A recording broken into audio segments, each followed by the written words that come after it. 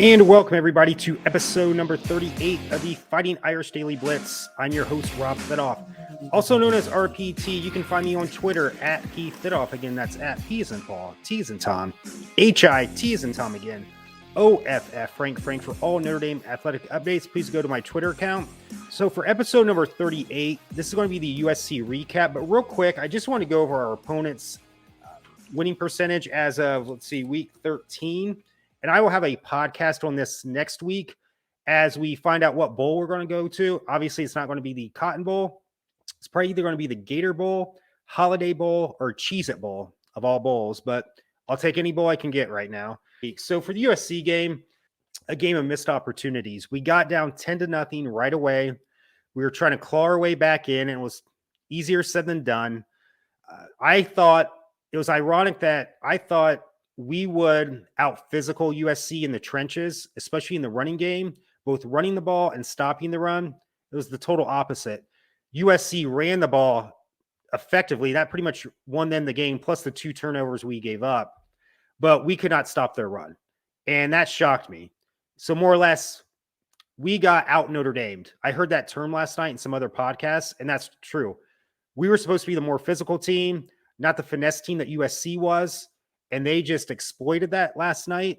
And because I know Caleb Williams had a great game, don't get me wrong, but I thought our secondary, for having 2 guys out, that was the thing. Cam Hart did not play. He was injured, and Tariq Bracy. So two of our best corners, they're not Benjamin Morrison, but they're pretty solid as well, did not play.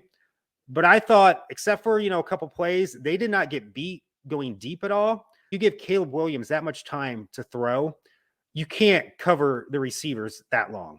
It's just not doable. So we got the pressure. We just could not wrap them up. I thought Isaiah Foskey played a hell of a game. And I thought the Jason Adamiola played pretty good as well. But our linebackers, to me, stunk it up again. They've been the most disappointing of the defense so far this year. J.D. Bertrand, Maris Leofau, so many times they had, the running back wrapped up and they just couldn't bring him down. And then 2, when you can't get to Caleb Williams, I don't care how good our corners are, he's going to find someone open. So 2 other things here. When we were driving down 17-7, we have a pretty good drive going to more or less either get a field goal or a touchdown to cut it to 10 or 3 points. Drew Pine fumbles the ball. There's it's 7 plays, 74 yards, touchdown USC. And then the next play, we do score a touchdown after that. If we can just stop them and then make this game interesting. No, they go down 10 plays, 75 yards. We just could not stop the run or Caleb Williams from scrambling and just making a play when he had to. Just frustrating where we should have been the ones imposing our will, and give USC credit. I think we got out coached last night a little bit and out physicaled as well. So I can't say that enough. I was shocked to start the game that there were so many trick plays by USC. And I always remember Lou Holtz said, if you use trick plays so early, you're flinching, meaning you think you can't just go pound for pound with the other team or mano a mano with the other team.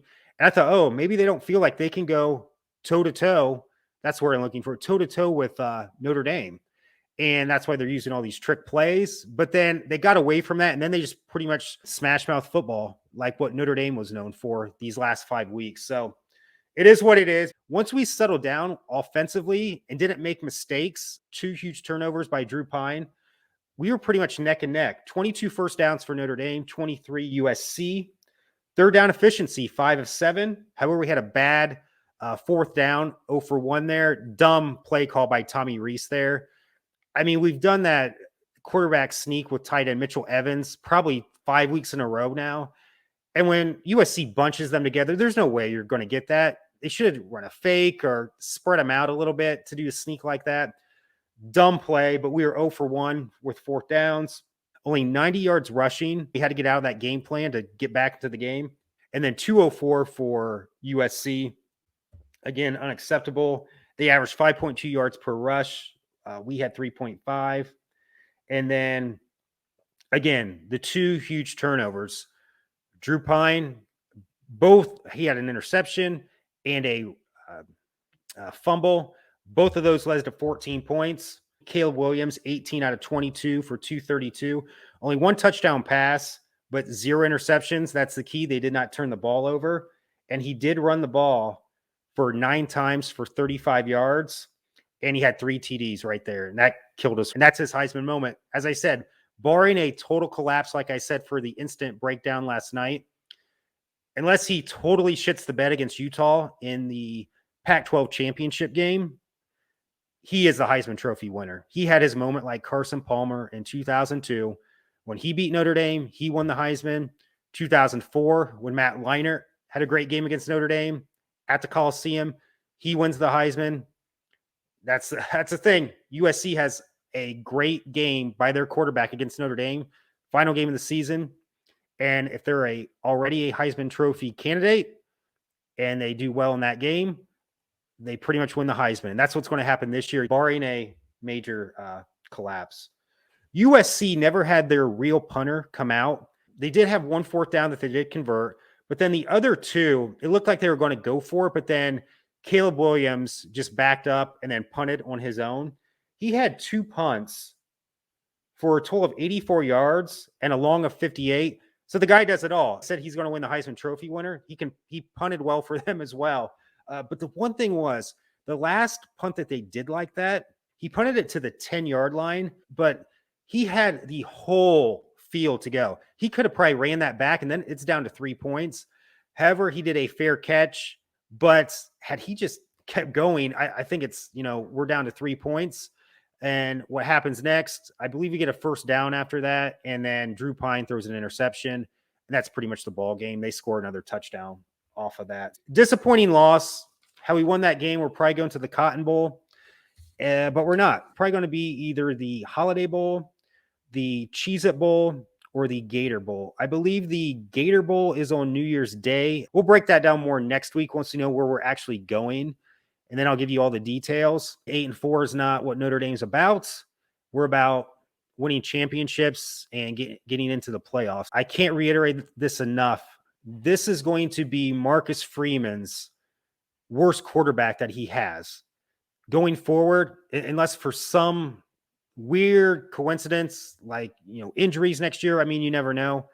We're not going to have a quarterback this limited going forward.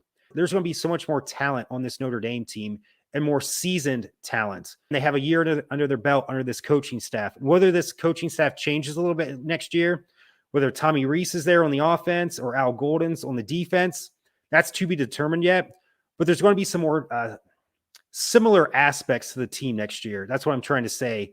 Instead of just going in, I thought this team was kind of going in blind this year. I know our head coach was the coach of the defense last year. However, pretty much everybody else besides him and Tommy Rees were new to the staff. And next year, there's going to be some more familiar aspects with the coaching staff. Going forward, it's going to get better. They just got to put all the pieces together. It's not the year I said 9-3, it's 8-4. So they were even worse than I thought. I thought this team had some glimpses this year. We got to get a quarterback that can not, one, lose us games. And I'm not saying Drew Pine lost the game last night. There was other factors, bad defensive rushing last night. That was a factor in us losing the game last night. If he was more of a threat and did not turn the ball over twice last night, we probably win this game. Thank you for tuning in. And as always, go Irish.